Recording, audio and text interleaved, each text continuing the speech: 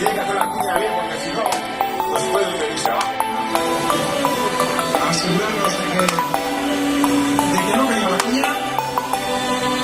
Como veis, se está bailando. ¿Vale? Andáis por ahí.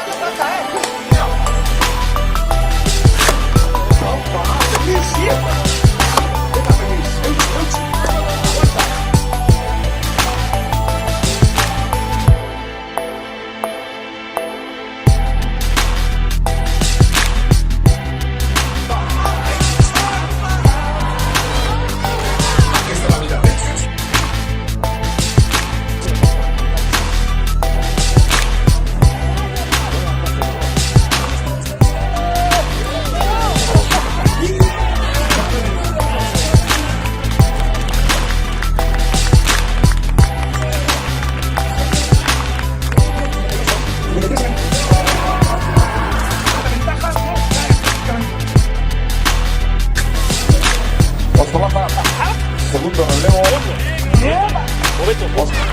Un aplauso para Antonio.